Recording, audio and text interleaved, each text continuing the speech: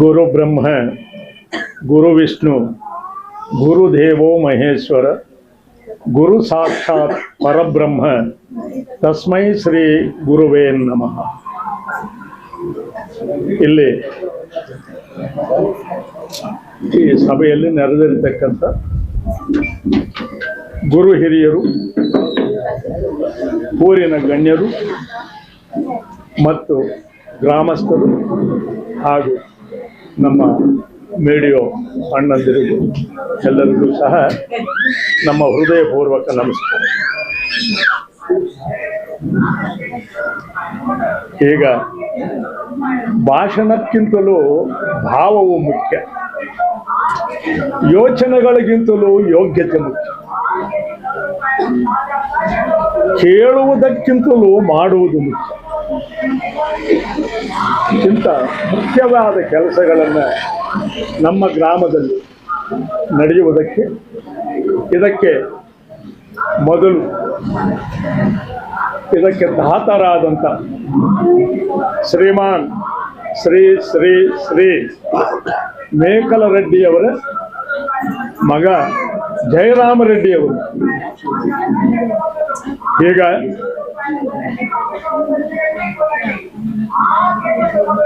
ಇದನ್ನ ಗ್ರಾಮದ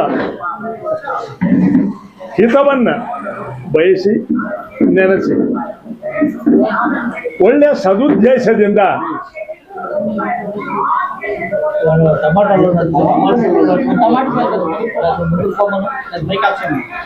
ಇಲ್ಲಿ ಜಾತಿ ಮತ ಕುಲ ಭೇದ ಅನ್ನುವುದು ಯಾವುದೂ ಇರದೆ ಸದುದ್ದೇಶದಿಂದ, ಇದು ಶ್ರೀಮಂತರ ಮೀಟಿಂಗ್ ಅಲ್ಲ, ಇದು ನೋಡ್ತಾ ಇದ್ರೆ ಹಸಿದವರ ಮೀಟಿಂಗ್ ಅಂತ ಹಾಗಂತ ಹೇಳಬಾರದು. ಯಾಕೆಂತಂದ್ರೆ ಇವಾಗ ಹಸಿದು ಕುಳಿತಿರೋರು ಯಾರೂ ಇಲ್ಲ.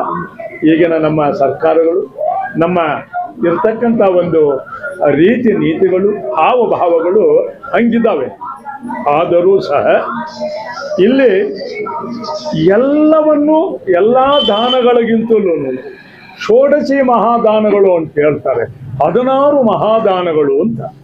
ಆ 16 ಮಹಾದಾನಗಳಲ್ಲಿ ಅತೀತವಾದಂಥ ದಾನವೆಂದರೆ ಅನ್ನದಾನ. ಎರಡನೇದು ವಿದ್ಯಾದಾನ ಅಂತ.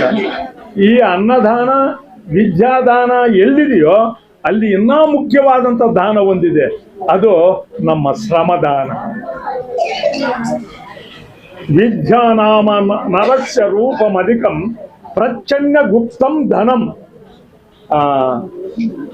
ಬಹನ ಅವ್ರ ಭಾइयों जरा 5 ನಿಮಿಷ तो आजू बाजू खड़ी भाई एक बात भी नहीं बात करना, सुनना. सुने तो क्या होता है. ಆದ್ದರಿಂದ ಅನ್ನದಾನಂ ಪರಂ ದಾನಂ ವಿದ್ಯಾದಾನ ಮತಃ ಪರಂ ಅನ್ನೇನ ಕ್ಷಣಿಕಾ ತೃಪ್ತಿ ಯಾವ ಜೀವಂಚ ವಿದ್ಯೆಯೇ. ಮೊದಲು ನಮಗೆ ದೇವರು ಮೂರಿಟ್ಟಿದ್ದಾನೆ, ಒಂದು ಜೀವನ, ಮತ್ತೊಂದು ಜೀವಹಿತ, ಮತ್ತೊಂದು ಜೀವನೋದ್ಧಾರ. ಈ ಮೂರು ನಮ್ಮ ಈ ಎಲ್ಲ ಜೀವಿಗಳಿಗಿಂತಲೂ ಈ ಮಾನವ ಜೀವಿ ಅನ್ನುವುದು ಅತಿ ಶ್ರೇಷ್ಠವಾದಂಥ. ಏಕೆಂತಂದರೆ ಕೆಲವೆಲ್ಲ ಇದ್ದಾವೆ, ಪ್ರಾಣ ಇದೆ ಹಸಿವಿಲ್ಲ, ಕೆಲವಿದ್ದಾವೆ ಪ್ರಾಣ ಇದ್ದು ಹಸಿವು ಇದೆ ಮನಸ್ಸಿಲ್ಲ, ಇನ್ನು ಕೆಲವುಗಳಿಗೆ ಪ್ರಾಣವೂ ಇದ್ದು ಹಸಿವು ಇದ್ದು ಮನಸ್ಸು ಇದ್ದು ಜ್ಞಾನ ಇಲ್ಲ. ಈ ಮಾನವ ಜನ್ಮಕ್ಕೆ ಪ್ರಾಣವೂ ಇದ್ದು ಹಸಿವೂ ಇದ್ದು ಅಲ್ವಾ, ಮನಸ್ಸೂ ಇದ್ದು ಜ್ಞಾನವೂ ಇದ್ದು ವಿಮರ್ಶೆ ವಿಜ್ಞಾನದಿಂದ ಮುಂದೆ ನಡೀತಾ ಇರುವುದು ಅಂತಂದ್ರೆ ಈ ಮಾನವ ಜೀವಿ ಮಾತ್ರ. ಜ್ಞೇಯಂ ಸರ್ವಮತೀತಂಚ ಜ್ಞಾನಂಚ ಮನು ಉಚ್ಯತೆ ಜ್ಞೇಯಂ ಜ್ಞಾನಂ ಸಮಂ ಕೃತ್ವ ಯಥಾ ನಾನಿದ್ಯತೀಯಕಂ. ಎಲ್ಲರೂ ಜ್ಞಾನಿಗಳೇ, ಯಾಕೆಂತಂದ್ರೆ ಮಾನವರಾಗಿ ಹುಟ್ಟಿದರೆ ಸಾಕು, ಮಾನವನಾಗಿ ಹುಟ್ಟಿದರೆ ಸಾಕು, ಜ್ಞಾನವಂತ ಅಂತ ಹೆಸರು. ಅದರಲ್ಲಿ ಜ್ಞಾನವು ಪರ್ಯಾಯ ವಿಧಗಳಾಗಿ ಬೆಳೆದಿದೆ. ಎಷ್ಟು ಪರ್ಯಾಯ ವಿಧಗಳು ಅಂತಂದ್ರೆ 7 ರೀತಿ ಜ್ಞಾನಗಳು ಬೆಳೆದಿದೆ. ಇದನ್ನ ಸಪ್ತಜ್ಞಾನ ಅಂತ ಹೇಳ್ತಾರೆ. ಅದರಲ್ಲಿ ಪಂಡ, ಮೇಧ, ಶಾರ್ವ, ಶತ್ವ, ಗೃಹಿತೆ, ಶ್ರೌತೆ, ಪ್ರತಿಭೆ ಅಂತ. ಇದನ್ನು ಯಾಕೆ ಹೇಳಬೇಕಾಗಿ ಬಂತು ಅಂತಂದ್ರೆ, ಎಲ್ಲರಿಗೂ ಜ್ಞಾನ ಇದೆ, ಎಲ್ಲರಿಗೂ ಬಲ ಇದೆ, ಎಲ್ಲತ್ರನೂ ಧನ ಇದೆ, ಎಲ್ಲರಿಗೂ ಮನೆ ಮಠ ಆಸ್ತಿ ಪಾಸ್ತಿ ಎಲ್ಲ ಇದೆ, ವಿದ್ಯೆ ಇದೆ, ಅಧಿಕಾರ ಇದೆ. ಆದರೆ ದಾನ ಮಾಡುವ ಬುದ್ಧಿ ಇರುವವರಿಗೆ ಮಾತ್ರ ಪ್ರತಿಭಾವಂತರು ಅಂತ ಹೇಳೋದಕ್ಕೋಸ್ಕರವಾಗಿ ಈ 7 ಜ್ಞಾನಗಳನ್ನು ನಾವು ವಿವರಣೆ ಮಾಡಬೇಕಾಗ್ತದೆ ಅಲ್ವಾ. ಅಂಥ ದಾನ ಬುದ್ಧಿ ಇವಾಗ ಇಲ್ಲಿ ಹಿಂದೂ ಅಂತಾಗಲಿ, ಮುಸ್ಲಿಂ ಅಂತಾಗಲಿ, ಬೇರೆ ಬೇರೆ ಬೇರೆ ಬೇರೆ ಬೇರೆ ನಾನಾ ರೀತಿಗಳ ನೋ ಜಾತಿ ನೈವ ವರ್ಣೋ ನ ಭವತು ನ ಪುರುಷೋ ನ ಪುಂಸೋ ನ ಚಸ್ರಿ. ಇಲ್ಲಿ ಹಿರಿಯರು ಅಥವಾ ಹೆಂಗಸರು, ಮಕ್ಕಳು, ಅವರು ಇವರು ಅಂತ ಭಾವ ಇಲ್ಲ ಇಲ್ಲಿ. ಅಂಥದ್ದರಿಂದ ಒಂದೇ ಮನಸ್ಸಿನಲ್ಲಿ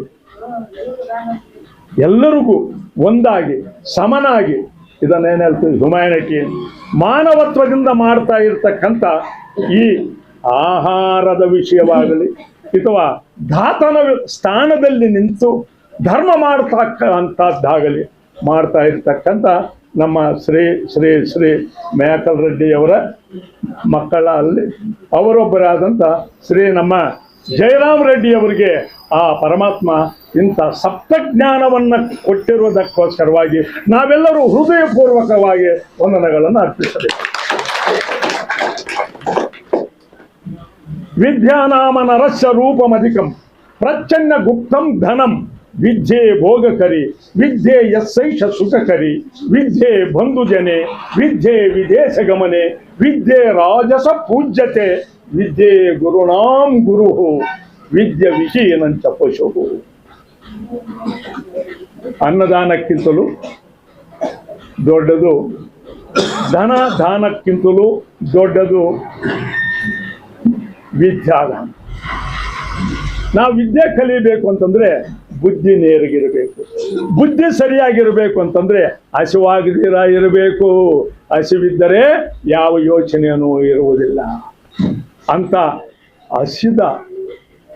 ಹಸಿವು ಇರುವುದಕ್ಕೆ ತಾನು ಪ್ರತ್ಯೇಕವಾಗಿ ಅದನ್ನು ಸಹಕಾರ ಮಾಡ್ತಾ ಇರತಕ್ಕಂಥ ನಮ್ಮ ಈ ಜಯರಾಮ್ ರೆಡ್ಡಿಯವರು ಈಗ ಇಲ್ಲಿ ಹಬ್ಬದ ವಿಶೇಷವಾಗಿ ನಮ್ಮ ಹಬ್ಬದ ವಿಶೇಷ ರೀತಿಯಲ್ಲಿ 2 ಹಬ್ಬಗಳು ನಮ್ಮ ನಮಸ್ಕಾರ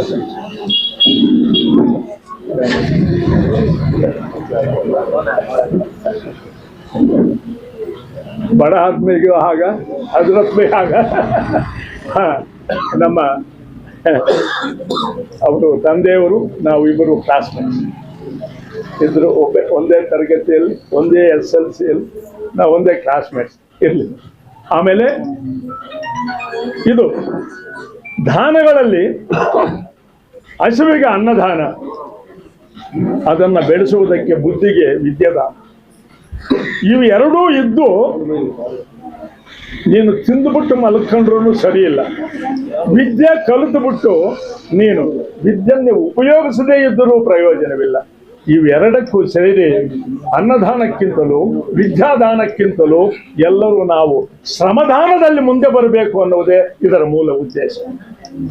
ಸುಮ್ಮನೆ ಒಂದು ತುತ್ತು ಅನ್ನ ಬಾಯಿಗೆ ಸೇರಬೇಕು ಅಂತಂದ್ರೆ ಶ್ರಮ ಎಷ್ಟಿದೆ ಅಂತಂದ್ರೆ ಅದು ಒಂದು ಅಷ್ಟು ಅಕ್ಕಿ ಕಾಳನ್ನು ಬೆಳೆದು ಅದಕ್ಕೆ ಬೇಕಾದಂಥ ಉಪ್ಪು, ಮೆಣಸು, ಹುಣಸೆ ಇದೆಲ್ಲ ಸರ್ವ್ ಮಾಡಿ ಎಲ್ಲ ಪ್ರಿಪೇರ್ ಮಾಡಿ ಒಂದು ಹೊತ್ತು ಒಂದು ಹಿಡಿ ಈ ಅನ್ನವನ್ನು ತೆಗೆದುಕೊಂಡು ನೋಡಿ ಇದು ಏನಾಗುತ್ತೋ ನೋಡಿ, ಆಮೇಲೆ ಅದು ಗೊತ್ತಾಗುತ್ತೆ. ಅದಕ್ಕೋಸ್ಕರವಾಗಿ ಅಂಥ ದಾನವನ್ನು ಮಾಡಿ ನಮಗೆ ಇರುವುದು 3: ಒಂದು ಜೀವನ, ಒಂದು ಜೀವಿತ, ಮತ್ತೊಂದು ಜೀವನ ಉದ್ಧಾರ. ಜೀವನಕ್ಕಾಗಿ ಶರೀರ ಇರುವ ತನಕ ಹಸಿವುಂಟು. ಯಾರೇ ಆಗಲಿ, ಅವರು ಕೆಲಸ ಮಾಡಲಿ ಮಾಡದೇ ಇರಲಿ, ಅವರು ಶ್ರೀಮಂತರಾಗಲಿ ಇಲ್ಲ ಗರೀಬರಾಗಲಿ ಆಗರ್ಭ ಶ್ರೀಮಂತರಾಗಲಿ ಯಾರಿಗಾದರೂ ಒಂದೇ ಹಸಿವು ಒಂದೇ.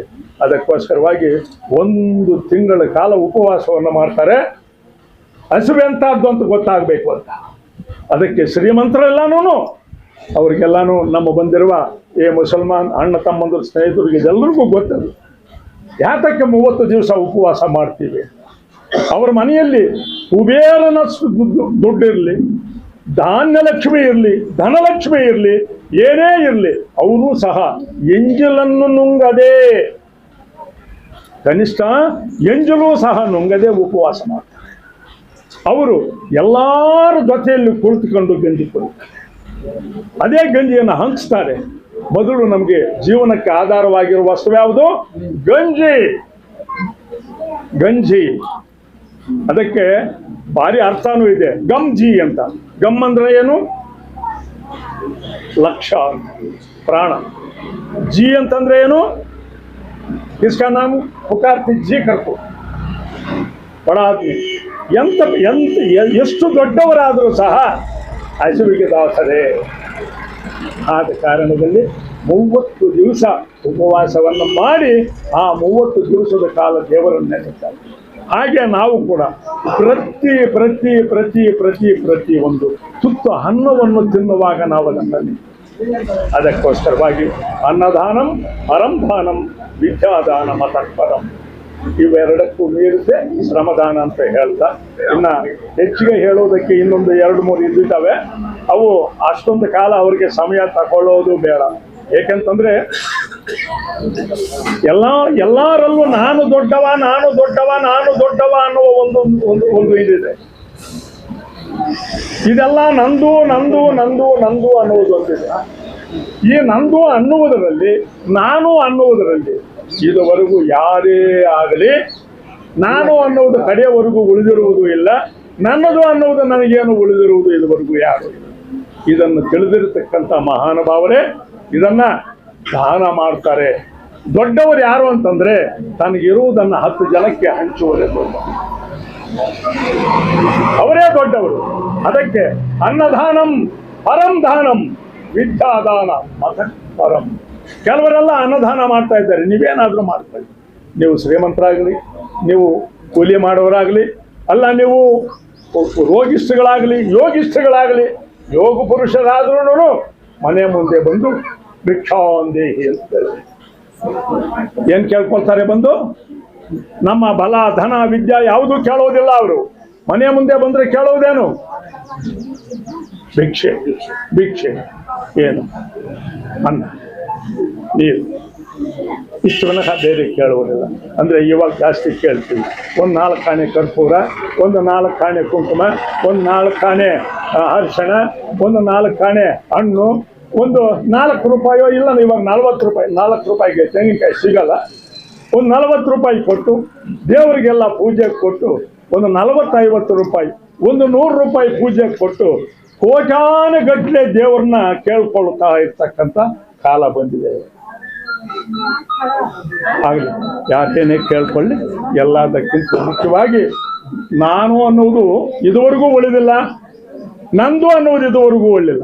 ಇದರಲ್ಲಿ ಮೊದಲಿಂದ ಅದಕ್ಕೆ ನಾವು ಪುರಾಣ, ಚರಿತ್ರೆ, ಇತಿಹಾಸ ಎಲ್ಲಾನು ಓದಿ ನಾವೆಲ್ಲ ಕಥೆಗಳಾಗಿ ತಿಳಿಸಿ, ಇವಾಗ ನಾವೇನು ಹೇಳ್ತೀವಿ?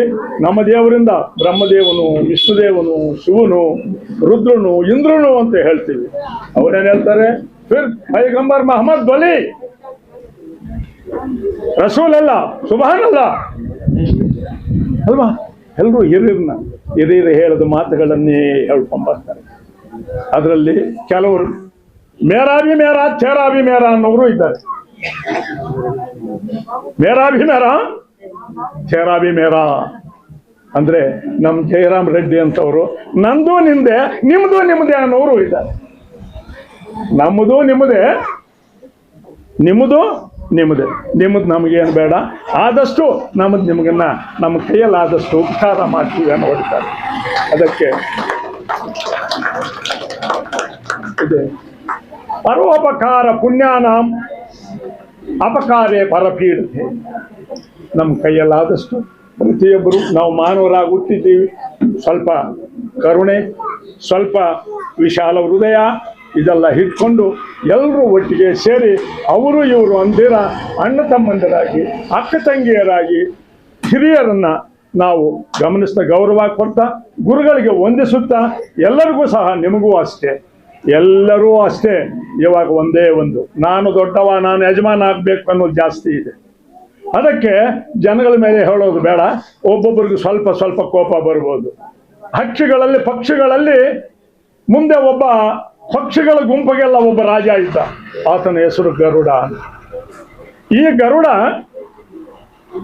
ಈ ಪಕ್ಷಿಗಳಿಗೆಲ್ಲ ಬಲವಂತ. ಇದನ್ನು ತಿಳ್ಕೊಂಡ ಯಾರು? ಮಹಾವಿಷ್ಣು ಯಜಮಾನ, ಹೋಮ್ ಮಿನಿಸ್ಟರ್, ಆತ್ಮ ರಕ್ಷಣಾ ಮಂತ್ರಿ ಅಂತ. ಅವಾಗ ಆತ್ಮ ಈ ಗರುಡನನ್ನ ತನಗೆ ವಾಹನವಾಗಿ ಮಾಡ್ಕೊಂಡ್ಬಿಟ್ಟ. ಆಮೇಲೆ ಇರುವ ಈ ಸಣ್ಣ ಸಣ್ಣ ಪಕ್ಷಿಗಳಿಗೆ ಯಜಮಾನ ಯಾರು? ಮಿಕ್ಕಿರುವ ಪಕ್ಷಿಗಳಿಗೆ ಯಜಮಾನನ ಯಾರು? ಇಲ್ಲ. ಅದಕ್ಕೆ ಇವರೆಲ್ಲ ಸೇರಿ ಒಂದು ಮೀಟಿಂಗ್ ಮಾಡಿದ್ರು. ಹೇಗೆ? ಹೀಗೆ ಪಕ್ಷಿಗಳೆಲ್ಲ ಒಂದು ಜಾಗಕ್ಕೆ ಸೇರಿ. ಪಕ್ಷಿಗಳೆಲ್ಲ ಏನು ಊರಲ್ಲಿ ಸೇರ್ತಾವ? ರೋಡಲ್ಲಿ ಸೇರ್ತಾವ? ಯಾವುದಕ್ಕೂ ಸಿಗದೇ ಇರುವ ಜಾಗದಲ್ಲಿ ಬಿದುರು ಪದಗಳು ಮಧ್ಯದಲ್ಲಿ ಇವರು ಮೀಟಿಂಗ್ ಮಾಡಿದ್ರು. ಏನಂತ? ಇವಾಗ ನಮಗೊಬ್ಬ ಹಿರಿಯ ಅಧಿಕಾರಿ ದೊಡ್ಡವರಿದ್ರು, ಅವ್ರು ಇವಾಗ ವೈಕುಂಠದಲ್ಲಿದ್ದಾರೆ. ಅಂದ್ರೆ ಅಸೆಂಬ್ಲಿಗೆ ಹೋಗ್ಬಿಟ್ಟವ್ರೆ, ಪಾರ್ಲಿಮೆಂಟ್ಗೆ ಹೋಗ್ಬಿಟ್ಟವ್ರೆ. ಇಲ್ಲಿ ನಮ್ಮ ಗತಿ ಏನು? ಇಲ್ಲಿ ನಮ್ಮನ್ನು ನೋಡೋರು ಯಾರು? Who is the engine? A man is a reasoning featherless by fate. ಮಾನವನು ಒಂದೇ ಒಂದು ತಾರ್ಕಿಕ ದೃಷ್ಟಿ ಇರತಕ್ಕಂಥ ಪುಕ್ಕಗಳಿಲ್ಲದ ದ್ವಿಪಾತ್. ಆದ ಕಾರಣ ನಾವೆಲ್ಲರೂ ಸೇರಿ ಒಬ್ಬ ಯಜಮಾನನ್ನು ಮಾಡ್ಕೋಬೇಕು. ಯಾರು ಮಾಡ್ಕೊಳ್ಳೋಣ? ಇದರಲ್ಲಿ ಗಂಡು ಬೇರುಂಡ ಬಂದಿದ್ದಾನೆ ಅಲ್ವಾ? ಪಕ್ಷಿಗಳಲ್ಲಿ ಬಲವಾದ ಪಕ್ಷಿ ಯಾವುದು? ಗಂಡು ಬೇರುಂಡ. ಅದಕ್ಕಿಂತ ಸ್ವಲ್ಪ ಕೆಳಮಟ್ಟದ್ದು ಯಾವುದು? ರಣಹದ್ದು. ಅದಕ್ಕಿಂತಲೂ ಚಿಕ್ಕದಾದರೂ ಉತ್ತಮವಾಗಿ ಹೇಳ್ತಕ್ಕಂಥ ಯಾವುದು?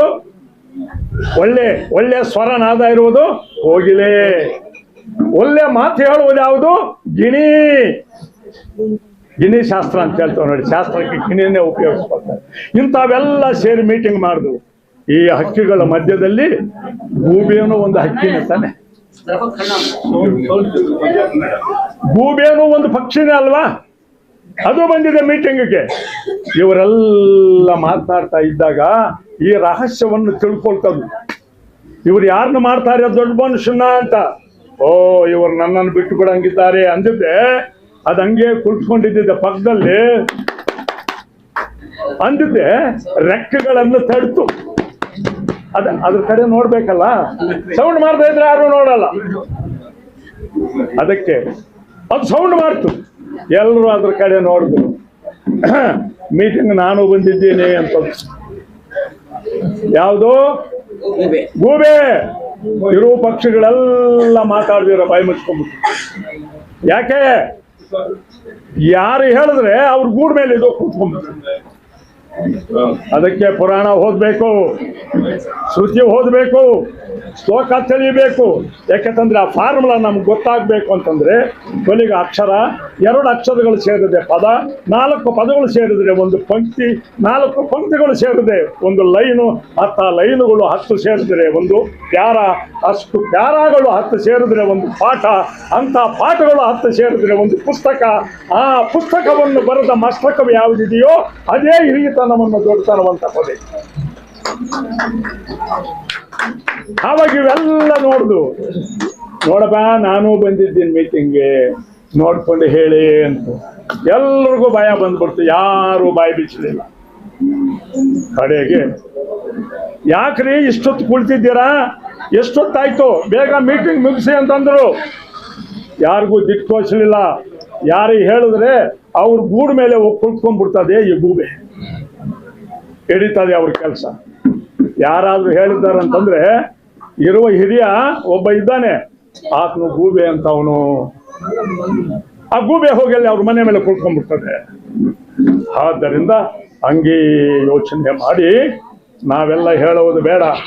ಈ ಗೂಬೆ ಯಾವ ಗೂಡಿನ ಮೇಲೆ ಕುಳಿತುಕೊಳ್ಳಕ್ಕಾಗದೇ ಇರುತ್ತೋ ಅಂತ ಪಕ್ಷಿಯನ್ನ ಒಂದನ್ನ ಸೆಲೆಕ್ಟ್ ಮಾಡೋಣ ಅಂತ ಬುದ್ಧಿವಂತ ಹೇಳ್ತು, ಯಾರು? ಗಿಣಿ. ಅದಕ್ಕೆ ಯಾರನ್ನ ಸೆಲೆಕ್ಟ್ ಮಾಡೋಣ ಅಂತಂದ್ರು. ನೋಡಿ, ಈ ಮರದಲ್ಲಿ ಗೂಡು ಕಟ್ಕೊಂಡು ನೇತಾಡ್ತಾ ಇದ್ದೆ ನೋಡಿ, ಅದನ್ನ ಏನ್ ಹಕ್ಕಿ ಅಂತ ಸ್ವಾಮಿ ಪಂಡಿತರೆ?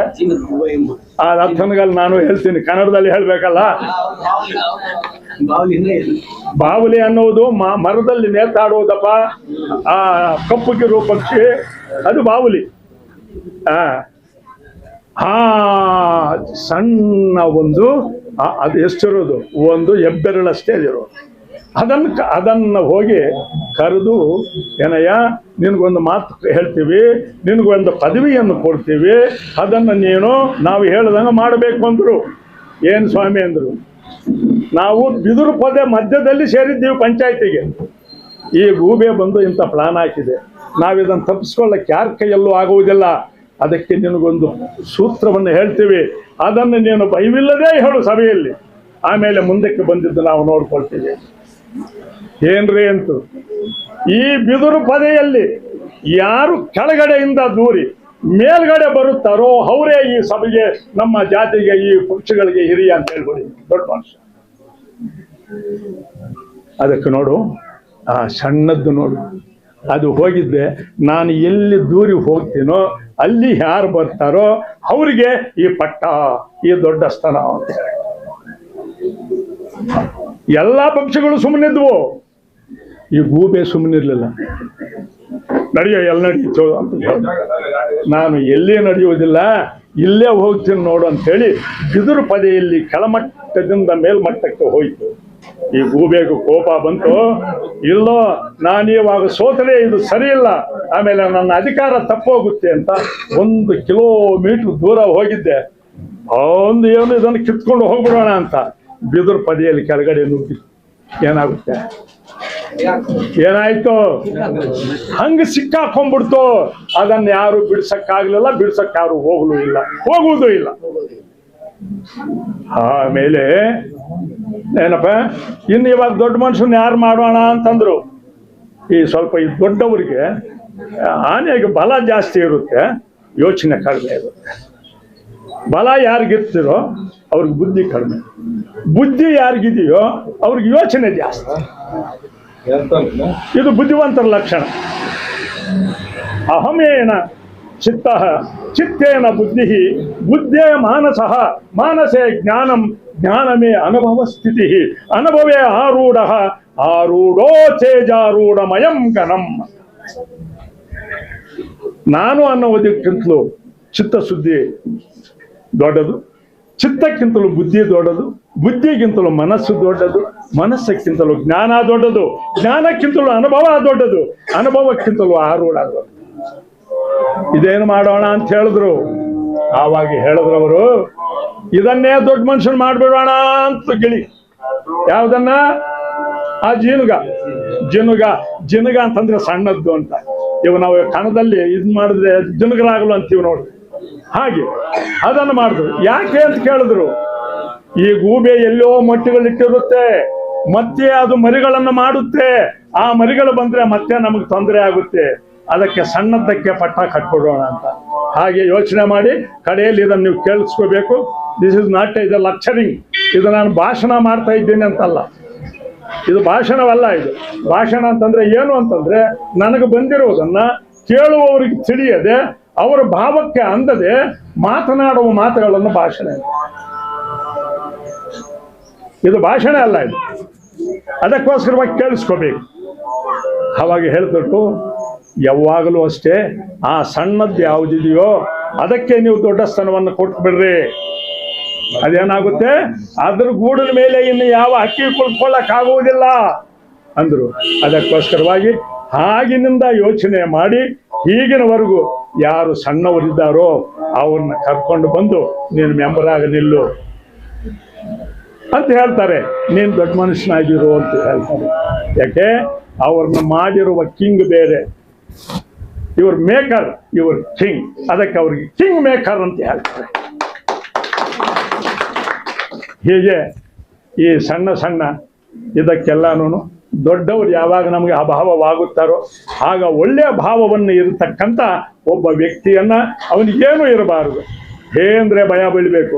ಸಣ್ಣವರು ಭಯ ಬೀಳ್ತಾರಲ್ಲ ಅಲ್ವಾ, ಹೇಳಿದ್ ಕೇಳ್ತಾರಲ್ಲ, ಹಸಿವು ಗೊತ್ತಿರುವರಲ್ವಾ, ಅವ್ರಿಗೇನು ಅನುಮಾನಗಳಿಲ್ಲ, ಆಸೆ ಇಲ್ಲ. ಅವ್ರು ಈ ರೀತಿ ಹಂಗೆ ಹೇಳಿದ್ರೆ ಹಂಗೆ ಕೇಳ್ತಾರೆ. ಅದಕ್ಕೋಗಿ ಯಾವಾಗಲೂ ಸಣ್ಣವರನ್ನು ಬೆಳೆಸುವುದೇ ದೊಡ್ಡವರ ಒಂದು ಮನಸ್ಸು ಅಂತ ತಿಳ್ಕೊಂಡು ನಾವು ಈ ವಿಷಯದಲ್ಲಿ ನಮ್ಮ ಜಯರಾಮ್ ರೆಡ್ಡಿ ಅವರು ಇವರಿಗೆಲ್ಲರೂ ಸಹ, ನಿಮಗೆಲ್ಲರಿಗೂ ಸಹ ನಮ್ಮನ್ನು ಕರೆಸಿ ನಿಮ್ಮ ಇದರನ್ನು ನಿಮ್ಮ ಮಕ್ಕಳುಗಳನ್ನು ನೋಡಿಕೊಂಡು, ನಿಮ್ಮ ಆನಂದವನ್ನು ನೋಡಿಕೊಂಡು, ಅವರು ಹಂಚುತ್ತಾ ಇರುವ, ಅವರು ದಾನ ಮಾಡುವ ಆನಂದವನ್ನು ನೋಡಿ ನಾವು ಆನಂದ ಭರಿತರಾಗಿ ಇದನ್ನ ಇಲ್ಲಿಗೆ ಮುಕ್ತಾಯ ಮಾಡ್ತೀವಿ. ಬ್ರಹ್ಮಾನಂದಂ ಪರಮ ಸುಖದಂ ಕೇವಲಂ ಜ್ಞಾನಮೂರ್ತಿಂ ದ್ವಂದ್ವಾತೀತಂ ಗಗನ ಸದೃಶ್ಯಂ ತತ್ವಂ ಮತ್ಸ್ಯಾದಿ ಲಕ್ಷ್ಯಂ ಏಕಂ ನಿತ್ಯಂ ವಿಮಲಮಚಲಂ ಸರ್ವಜೀ ಸಾಕ್ಷಿಭೂತಂ ಭಾವಾತೀತಂ ತ್ರಿಗುಣರಹಿತಂ ಸದ್ಗುರುಂ ತಂ ನಮಾಮಿ. ಎಲ್ಲರಿಗೂ ನನ್ನ ಹೃದಯಪೂರ್ವಕ ಧನ್ಯವಾದಗಳು. ಹಿರಿಯರಿಗೂ ಗುರುಗಳಿಗೆಲ್ಲ ಧನ್ಯವಾದಗಳು. ಇನ್ನು ನಮ್ಮ ಮೀಡಿಯಾ ಮಾಧ್ಯಮ ತಮ್ಮಂತರಿಗೂ ನನ್ನ ಹೃದಯಪೂರ್ವಕ ನಮಸ್ಕಾರಗಳು.